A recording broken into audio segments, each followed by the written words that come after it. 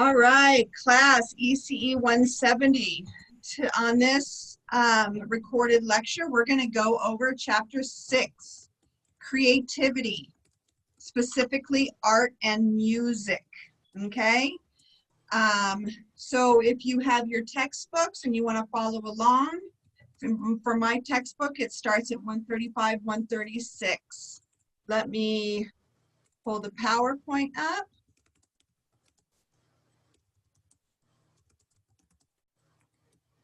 Make it a slideshow.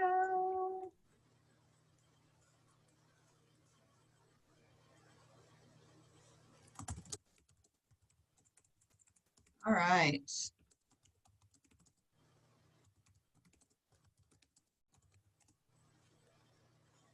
Come on now. All right, so let's start with some definitions, okay? The definition of creativity, which I really love, is the process of doing something or bringing something into being, right? To create something is to bring it into being, okay? So it's the process of doing or bringing something into being, okay? It needs or requires, includes openness, flexibility, autonomy, which is very important. We'll talk about a lot in regards to creativity. Okay, it includes and involves autonomy, individuality, doing things on our own, being able to decide, choose. It includes motivation, curiosity, and thinking divergently, which is kind of a creative thinking or thinking outside of the box, right? Seeing the value more than what you just see, or being able to be a creative problem solver. That's divergent thinking. I think it's important to say that art and music should not be seen as something that we add on to our program, right? Something that we do to fill time, an extra part of our day, or an extra part of the learning process. Art and music is incredibly fundamental to the growth of children, okay? Art and music are fundamental to the growth of children.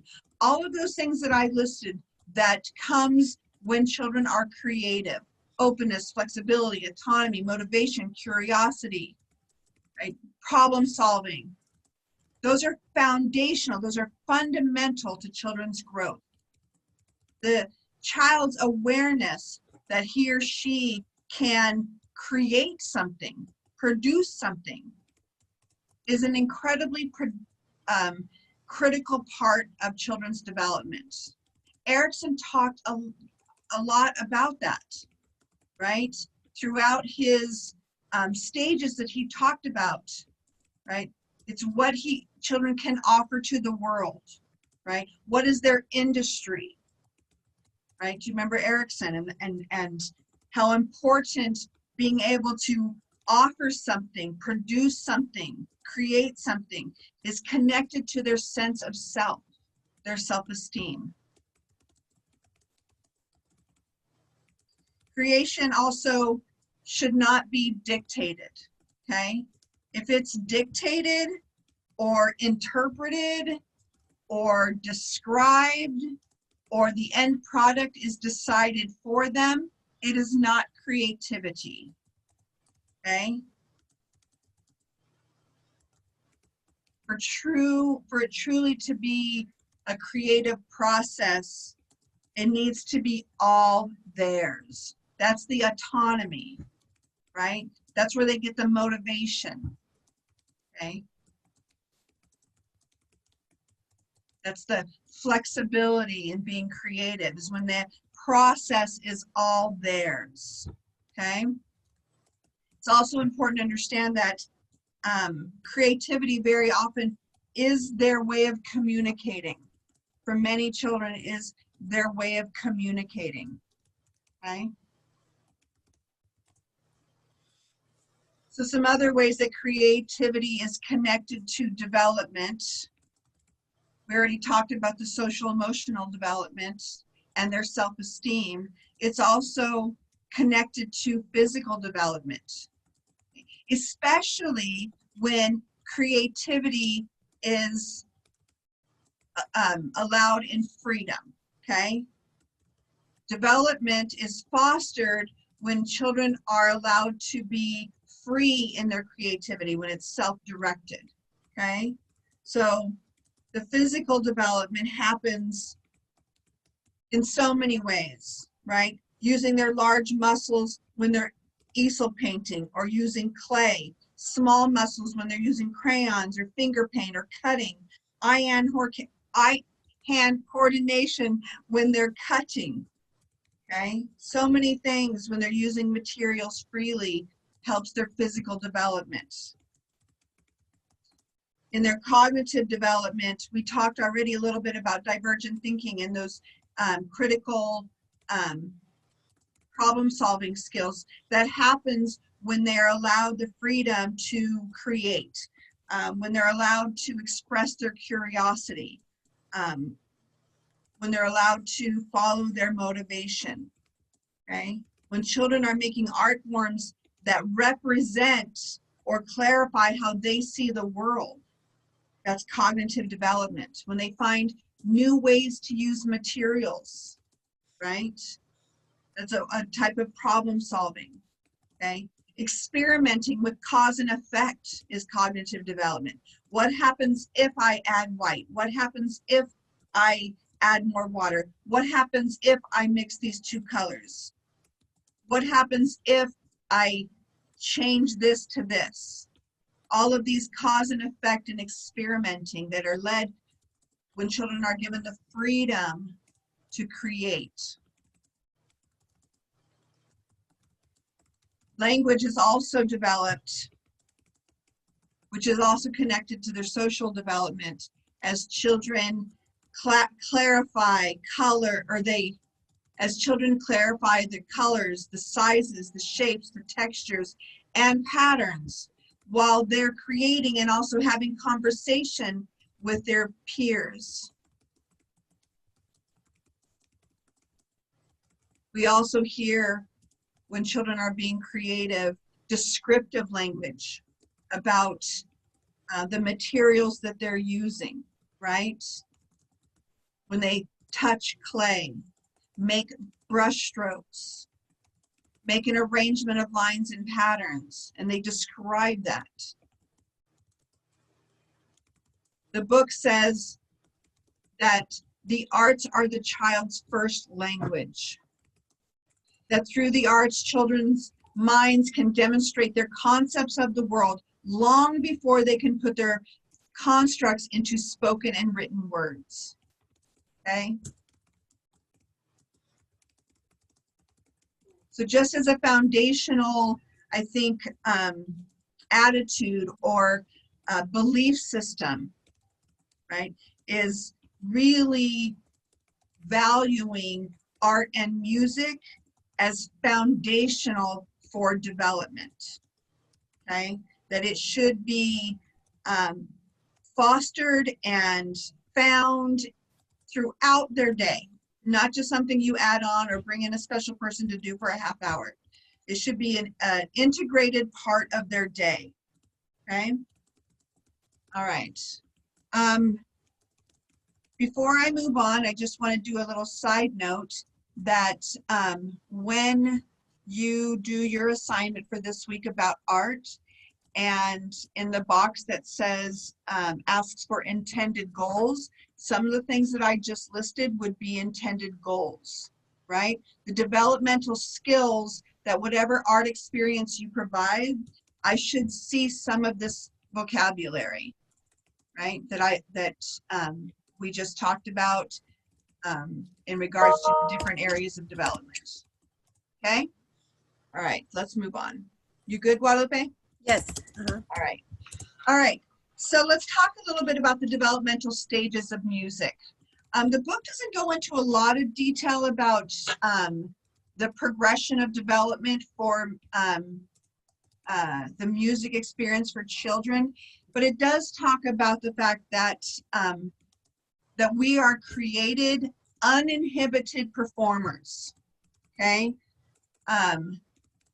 you've probably heard before, dance like nobody's watching. That's how children perform. That's how children express music, right? They're uninhibited.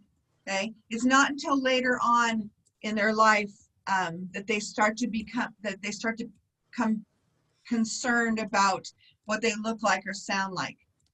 We are created performers. Okay, we are uninhibited performers. Music, starting out and throughout our life, becomes a physical expression of how we feel, right? Of what we're going through, what the music does for us. It's a physical expression of what we hear and how we feel, okay? The book talks about music should be integrated and intentional. So there should be opportunities in the environment all day, every day, where music is integrated, okay, throughout the different centers of the room, but also an intentional area where there is opportunity to create or experience music. Okay, we'll talk a little bit more about that. I love the book talked about the research that really connects the importance of music into our academic development or our cognitive development, okay? It says that when music is integrated into learning, okay, when it's integrated into the environment, okay, the research shows academic scores go up, okay? I'm not talking about music lessons in particular. I'm talking about integrated into our life, okay? Integrated into a child's life, where they have the freedom to create music, hear different types of music, use different materials to create music. So it's integrated, okay? So when music is integrated into their environments, the research shows not only higher academic achievement, but a higher receptive language, right? They have the ability to understand more, okay? Their thought processes, their frontal lobe works better, okay? So that is the developmental stages for music. Not sure why I have scribbling on the music slide, but that's all right. I just realized that. I probably have them mixed up. All right, Yeah. let's talk, nope, same. Let's talk about the developmental stages for art, okay? So when in our infant and toddler children, creativity should involve their entire body, okay? Use all of their senses, okay? As early as 6 to 12 months, children can use their body to create, okay? But we should allow them to use their entire body, all of their senses, okay? Making sure that they're safe and the materials are safe and appropriate, but we can't be worried about mess. If we're going to allow all of those things that we talked about, the openness, the flexibility, the autonomy, the freedom, right? All of those intended goals that we talked about can only happen if children have the freedom to connect and use art materials in a way that's appropriate, which is their whole body, okay? Crayons, finger paint, Play-Doh, water, okay? Opportunities to experience color, texture, temperature, okay? That is developmentally appropriate art experiences or creativity for an infant, okay? Right around 2 years old, you'll start to see young children be interested in scribbling, especially if they see it. They see children around them or adults around them using writing materials, and it's available, okay? This is not something that we need to teach children, okay? There is a progression of development in scribbling, okay? Scribbling is very meaningful. Every scribble is meaningful, okay? We should never be saying, oh, they're just scribbling. That is the child's creative process. That is where they are. That is creating, okay? Scribbling is meaningful, and there's a developmental progression.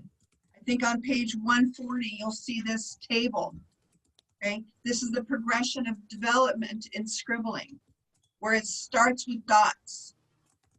Then we'll see them doing lines, first vertically, then horizontally. And then we go through until we see some more intentional designs like squiggles and circles, filling in circles, okay?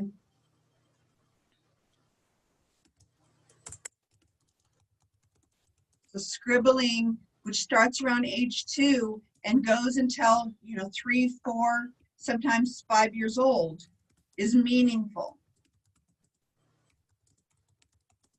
When children start to scribble, it is not permission for us to think, oh, now we should be teaching them how to write their name.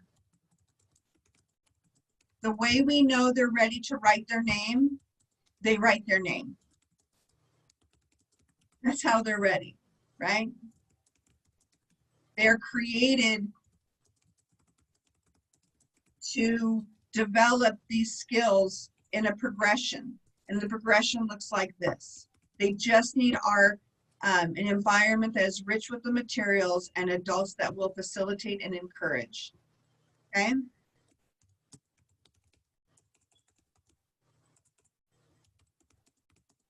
So part of the developmental stages of art is also the placement stages, where you'll see them start to place things in different spaces on paper. I think that's on page 140. You'll see right around 4 or 5. I'm sorry. Where am I? Just a second. Let me go back.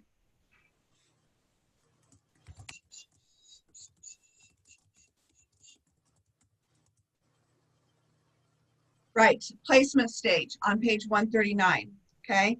So towards the end of the scribbling stage, you'll start to also see them go through a placement stage where they'll start to do their scribblings typically at the beginning on the left half, right half, center, and then all over the page, okay? So there's different stages of where they place things on their paper.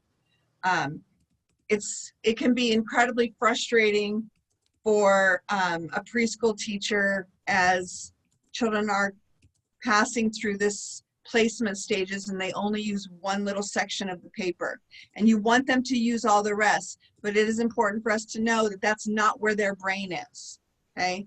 Their brain is not using the whole page yet. It's using a small area, and then they go through stages until they start using the full page, okay?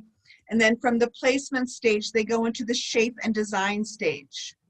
That's where those scribbles start to make a definite shapes and designs, okay? Definite shapes and designs. They start to look like something that we've seen before, maybe persons, houses, flowers, a sun, things that we've seen before. Of course, their interpretation of it, but they do become more pictorial.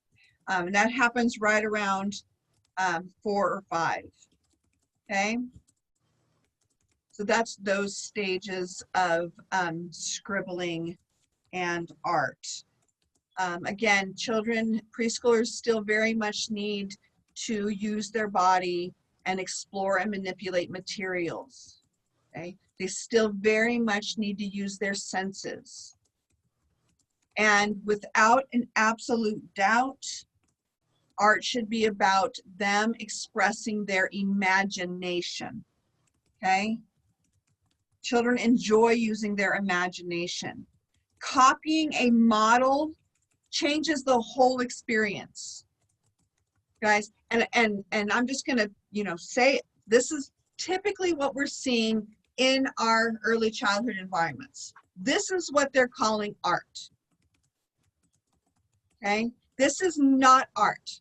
This is a craft. Lisa Murphy calls it craftivities, okay?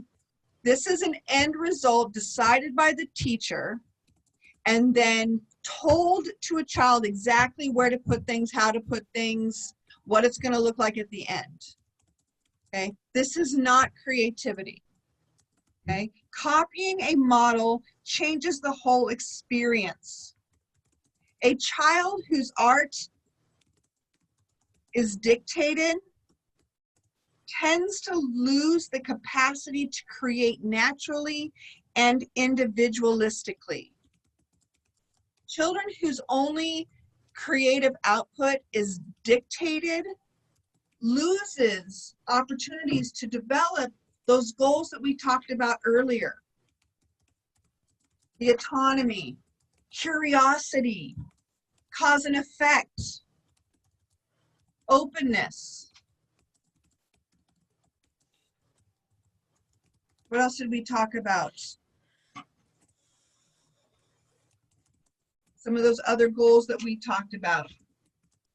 Cause and effect, problem solving, clarifying the world that they see. All of those skills that happen when they own the process. Okay, what you see on the screen is not art. That is predetermined craft that teachers feel like they need to do to fill a bulletin board so they look like they're good teachers. And I say that because I've done it. I've been there before I knew better. Okay?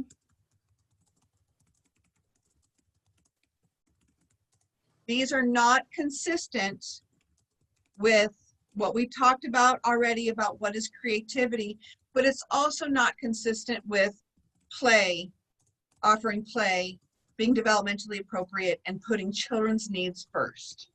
Okay?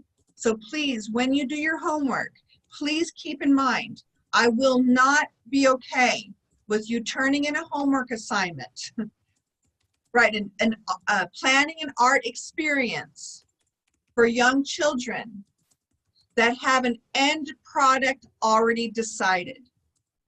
It needs to be about the process, right? You need to plan an experience that allows children to use materials to create. What they create should be up to them, okay? All right. So for primary grades, okay, which is, maybe are 5 and up, okay, they're very much in that pictorial stage, right? Where things are starting to look more realistic. Okay, they're going to, children tend to be more focused or serious about their creative process, okay? Their art or what they create will be more realistic, more proportionate, okay? Where you typically, if you see a 4-year-old or a 3-year-old make their mom or their dad or their baby brother, their heads are usually very large, and then maybe they have arms and legs. Okay, so they're not proportionate, but in this pictorial stage, things become more realistic and more proportionate. You'll also start to see them planning, okay? Being more intentional about what they want the end product to look like. Okay, that is not appropriate. That doesn't typically happen until 5-ish or older, okay? Where they're actually concerned about the end product. So we certainly shouldn't be either, okay? And again, because art is so important to the development, cognitive, physically, and socially, it should be an integrated part of their day, not just something we do as an extra, okay? All right. So I'm going to end the developmental stages of art with these two sayings. Well, it's basically the same thing, just said a little bit differently, that I think is really important. If you put children's needs first, okay, you will think that when you draw it for them, when you cut it for them, when you paste it for them, when you put it together for them, all they learn is that you do it better than them, okay? That your way is the right way, and that is not creativity, okay? So how do we plan and prepare an environment that is conducive to facilitate art and music? I think most important in our desire to integrate both of these into their everyday life is that they have free access to materials where they're able to work at their own pace in spaces that to some degree allow for some messiness, okay? And know that while it might be messy to us, it's creativity to them, okay? So we need to provide an area or a corner or a room, if you can, right? Where children have free access to materials, art or music, where they're able to work at their own pace and allows for some degree of messiness, right? In that messiness, having a sink around is helpful. Having tile or wood laminate flooring is helpful, right? Making the environment as friendly to mess as you can so you don't have to be over worried about it, okay? So uncarpeted, having a sink around. The book talks about providing smocks and aprons. I think that that is a program-to-program decision or a teacher-to-teacher decision. In my schools, we've never used smocks or aprons. Because children have free access all the time, it would be impossible or even disrespectful to stop a child from the momentum, right? Or that natural curiosity or what's driving them to create and stop them just to put a smock on, okay? You will have children who will want them. They won't want that on their body, so you should have them available. But I think demanding it or requiring it is not consistent with putting children's needs first, okay? Something to consider. Safety, of course, is number one. We want to make sure our floors are safe, that they don't get slippery to the point where they're a hazard. We need to make sure all our materials are non-toxic, that we're supervising small items so they don't get swallowed. I think it's also important that we have enough space that their creativity is protected while it's drying, or if they want to take it home, it's protected. Because our desire for art should not be about an end product, right? We should not be focused on them creating something that they will be able to take home, because that is not creativity. But if they do create something that they want to keep, we should have space that protects that, that honors that, all right? For music, you know, even our youngest children are creating music. And so having those first instruments, which is really their hands, their toes, right? Hitting things, right? Those are their first instruments. Real items that they naturally realize create sounds. Those are first instruments.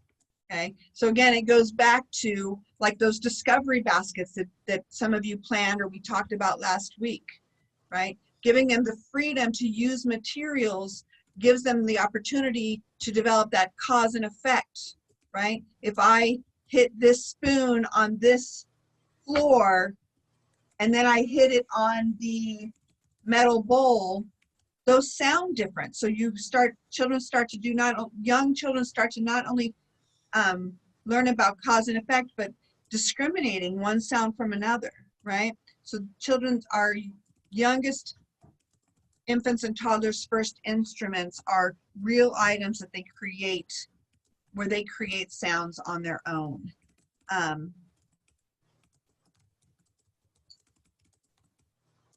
We should have instruments always available, okay?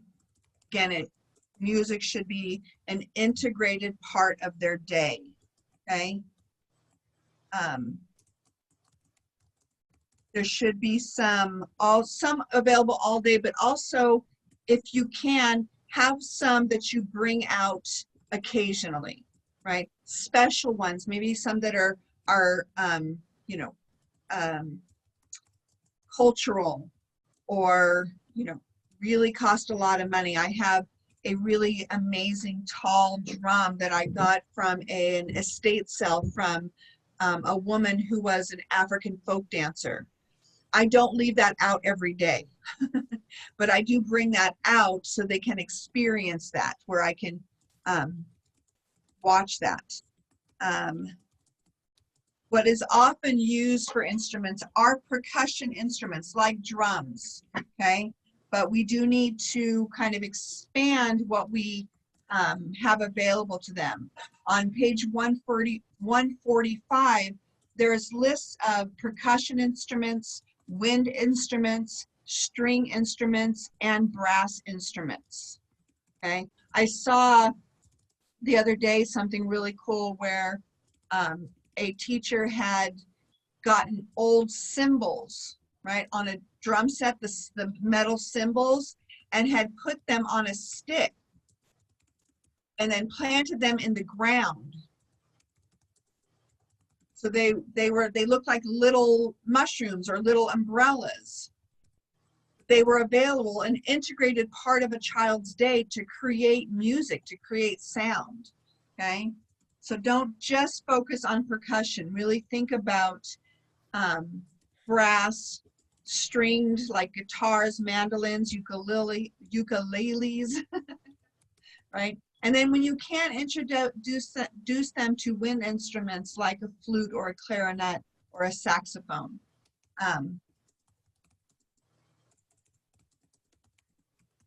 Because music is so often an integral part of culture, it is a great way through music to introduce students to different cultures or give children an opportunity to express themselves or represent themselves through the music of their home culture, okay?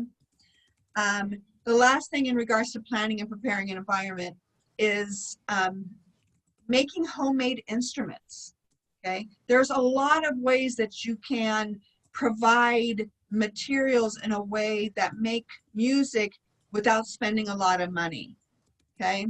These are some examples, okay? Using tin cans with balloons, okay? Making shakers out of used bottles. On the left there you see spoons with eggs, and then there's like rice or something in the eggs, and then you tape it and it becomes a maraca, okay? The box up there on the top becomes a guitar, a shoebox and some rubber bands, okay? A cup covered with rice in it becomes a shaker and a percussion instrument. So there's a lot of ways that you can use, reuse and recycle materials that give children an opportunity to create music. And then if it gets ruined, it didn't cost you much, you just make another one. Okay. This will be your second homework assignment this week, will be to create a homemade instrument, reusing and recycling materials. Okay. You should be able to find things in your house. Okay. Just reuse and recycle materials to create a homemade instrument. You don't have to do an experience plan for this. Just take a picture or a video and upload it. Somewhere though, either you know, on a piece of paper next to your picture or a sticker or something. I need to know what age group you intend the instrument to be for. Okay. And you also need to really consider safety, okay? So if you do one of the bottles, I might ask you, how did you secure that so it doesn't become a swallowing hazard? So really consider safety and the age group that you are making the instrument, okay? All right. So a little bit more about integrating music into curriculum. On page 154, it really talks about how music is so connected to math, right? Ugh, I paper clipped it and I shouldn't have.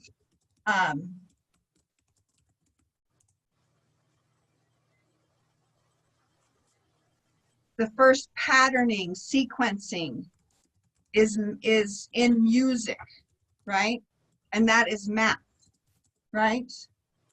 On page 154, the very first patterning activity that a child encounters is musical. When a parent or teacher comforts a crying child and they pat, rock, or bounce the child, that's beats and rhythms. Those are patterns. They may even sing them a song, right? The goal for using music to support math should be to provide infants, toddlers, and preschools with a stimulating and interactive environment, okay? Not to teach them math, but to provide them music throughout the day, right? Integrating it, because we know that music is connected to math, okay? Through singing, beats, rhythms, tempos, melody. All of those things are math, right? The sequencing, the patterns, that's all math, okay? Music also introduces language, vocabulary, sound patterns, all of those literacy skills that we talked about a few weeks or last week, okay? So we should be integrating songs and singing throughout our day. Okay. I think as preschool teachers in particular and infant toddler teachers, we should have kind of a file cabinet, if you will, in your head, even if it's only 3 or 4 or 5, right? I have maybe, if I really thought about it, maybe 5 songs that I can just sing like this, okay? And some of them I mess up the words all the time because my brain doesn't work that way. Okay, but just singing throughout the day, right? It builds literacy, it builds math, but it also creates bonding, it creates warmth, right? It's inviting, right? It encourages movement, right? Which is an incredibly important part of music. Encourages movement, okay? We were in class, that's what you would be doing right now. You would pick a song, learn it, and then share it with movement. Because pretty much any song you can connect movement to, okay? And our young children, well, all of us, we learn better when we're using our senses, right? So our brain works better when our body is moving also. So to really consider in our environments providing a whole music picture, okay? Children understand and learn so much that we don't even realize by offering a variety of music, lots of different types of instruments, singing, okay? And so much more. And if we do this early and consistently, it will only benefit children. Okay? Integrating art into curriculum. Okay, integrating art into curriculum. Again, just like music, art and math intersect. Okay? Problem solving, patterns, sorting, classifying, geometric shapes. Okay, those are all math skills. On page 149, it talks about science. Okay, discovering what specific material can do, right? That curiosity, that experimenting, noticing things that happen when you put two different colors together. Discovering what happens when you push down hard or push down light with a crayon or a paintbrush. Okay? Determining things that occur when different ingredients are mixed together. All of those are science. Okay? So keep those two things in mind. Things that I just talked about with math and science. I won't go over them again, but they should be on the written, what is it called? The written thing that Guadalupe does. The transcript, or you can rewind and listen to the recording again. But all those things that I just listed, those could be part of your intended goals. Okay? Those intended skills that you expect children to learn from whatever art experience that you provide. Okay? That is in the intended goals box, not the intended objectives. Okay? The intended objectives is just the activity, just the experience. But in the intended goals is what you think that they will get from it, right? And so depending on what it is there math? Is there science? Think about that, okay?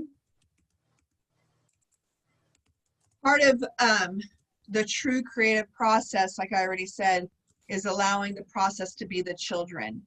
And so allowing them and involving them in all types of forms like tearing, cutting, gluing, allowing them to glue. Yes, they are going to squeeze all the glue out. Give them a big tray.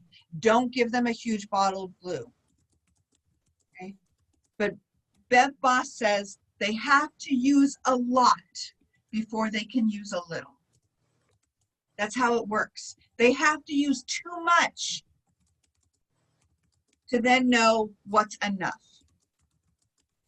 But it's most valuable and a foundation of their learning if they learn that on their own, as opposed to the adult sitting over their shoulder. That's too much, that's too much, that's too much, not too much, stop. You don't need that much. Okay, allowing that process to be theirs, okay?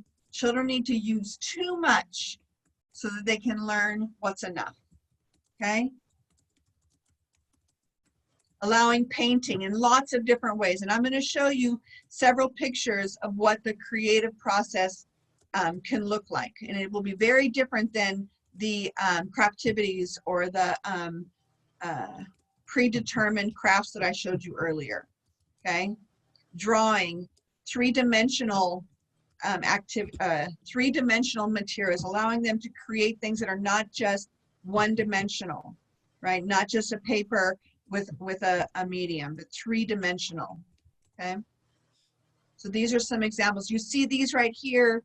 On the top page is cardboard and paint, and I know you can't see it very well, but it is collage material. and there's coffee filters there, and there's glue there. And again, the process is totally theirs, okay? The end product is totally there, okay?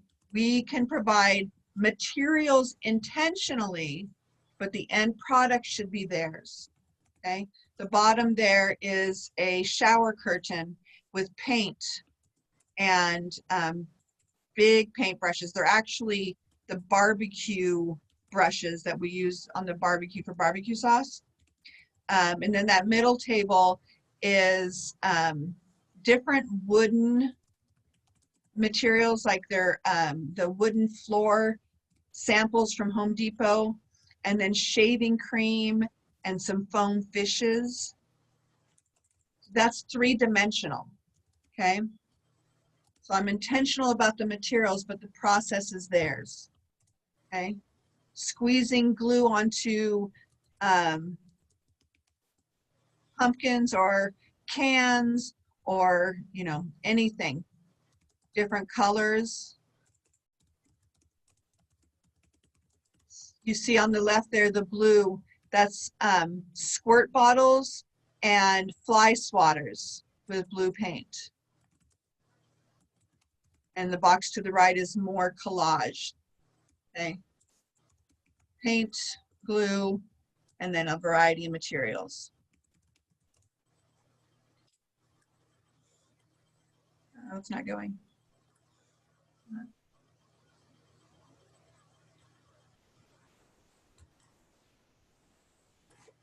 Oh, there we go.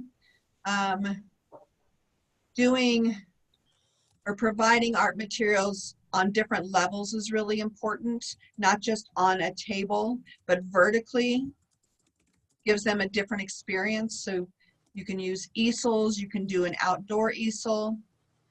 Okay. Even though the easel on the left, you see that there are different materials, different textures, okay? And the box on the right, you see she is not even using the easel, right? She is painting herself, and that is her process. It's her body, right? It is part of the creative process to allow children to use their whole body.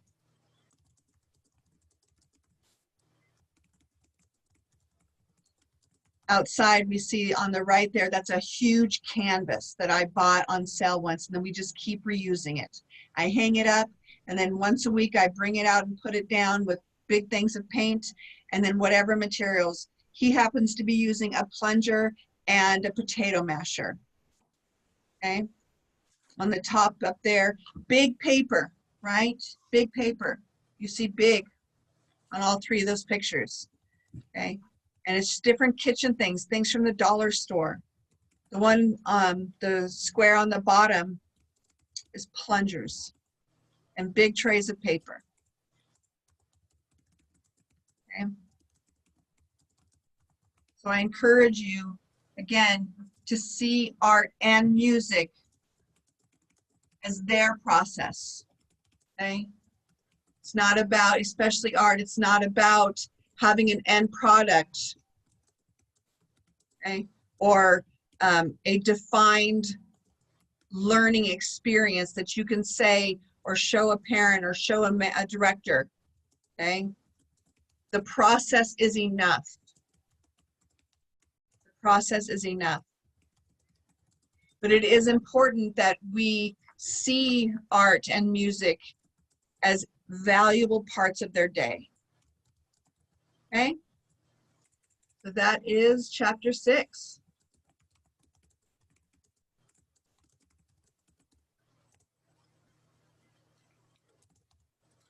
All right. Did I stop recording? No, still recording. How do I stop recording? It doesn't show my box anymore. Wait, here we go. Got it. Stop recording. Yes.